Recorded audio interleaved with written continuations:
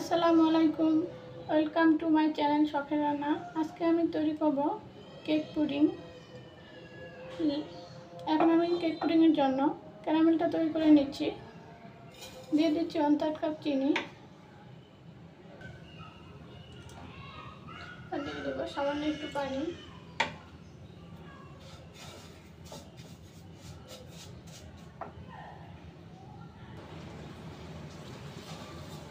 চিনিটা গলে গেছে, চিনিটা গলতে শুরু করেছে।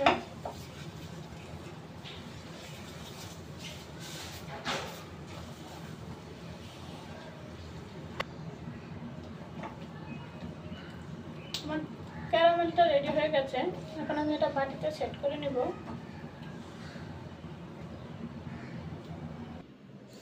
এখন আমি পুডিংয়ের লেয়ারটা তৈরি করব। তার জন্য নিয়ে নেব 2টা ডিম।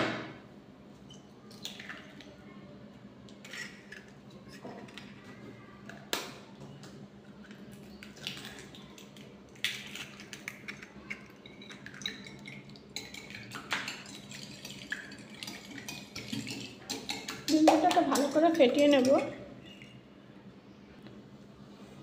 আর এখন দিয়ে দেব কনডেন্স মিল্কের অর্ধেক। এখানে 400 গ্রাম কনডেন্স মিল্ক আছে, এখান থেকে আমি 200 গ্রাম দেব।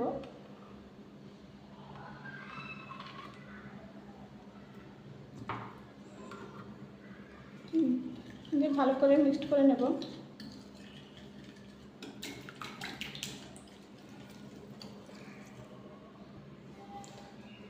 দিয়ে দেব 1/2 কাপ পানি। দিয়ে দেবো সামান্য একটু ফুড কালার। এখন এটাকে আমি ভালো করে মিক্সড করে নেব।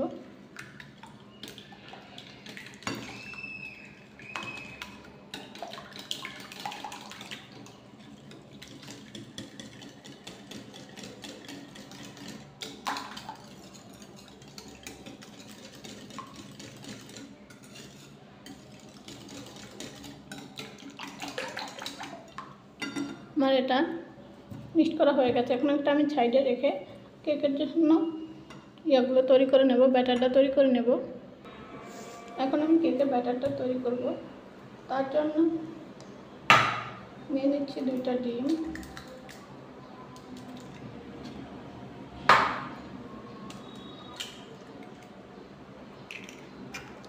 ডিমের কুসুমটা আলাদা করে নিচ্ছি।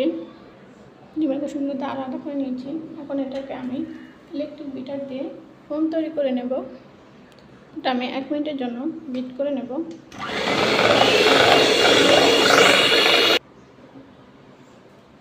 এখন আমি দেব 1/4 কাপ চিনি। 3 বারে দেবো, একসাথে সবটুকু দেবো না, অল্প অল্প করে 3 বারে দিয়ে বিট করে নেব।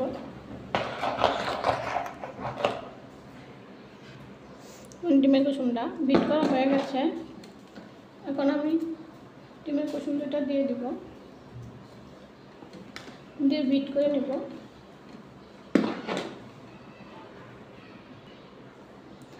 আমি দিয়ে দিচ্ছি 2 টেবিল চামচ সব রান্নার তেল আর 1/2 চা চামচ ভ্যানিলা এসেন্স। এটাকে আরও 1 মিনিট বিট করে নেব। আমার ডিমের ফোমটা রেডি হয়ে গেছে। এখন আমি এটার সাথে শুকনো উপকরণগুলো মিশিয়ে নিচ্ছি। এখানে আমি দিয়ে দিচ্ছি 1/4 কাপ ময়দা, দিয়ে দিচ্ছি 2 টেবিল চামচ কোকো পাউডার। আমার এটা মালয়েশিয়ান কোকো পাউডার। আর দিয়ে দেবো 1/2 চা চামচ বেকিং পাউডার।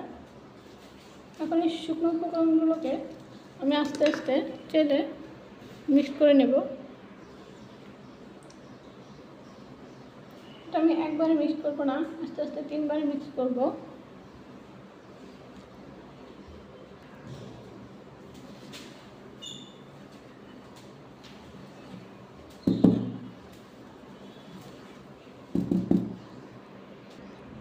আমার এটা মিক্স করা হয়ে গেছে। এখন আমি বাটিতে সেট করে নেব। আমার ক্যারামেলটা বাটিতে সেট করে গেছে। এখন আমি পুডিংয়ের মিশ্রণটা আগে ঢেলে দেব।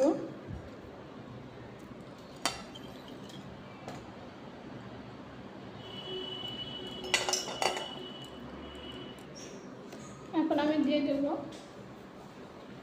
কেকের ব্যাটারটা।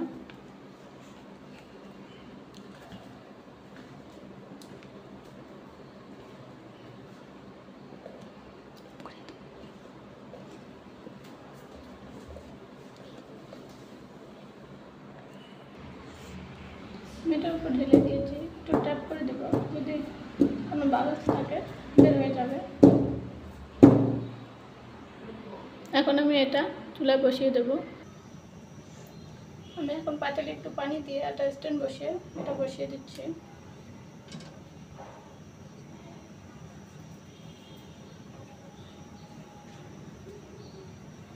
এটা 20 মিনিট মিডিয়াম আঁচে ব্রেক করে নেব। ঢাকনা দিয়ে ঢেকে দিচ্ছি। ফিরে আসছি 20 মিনিট পর। আমার কেক পুডিংটা ঠান্ডা হয়ে গেছে, এখন এটা আমি ফ্রিজে ঢেলে নিচ্ছি।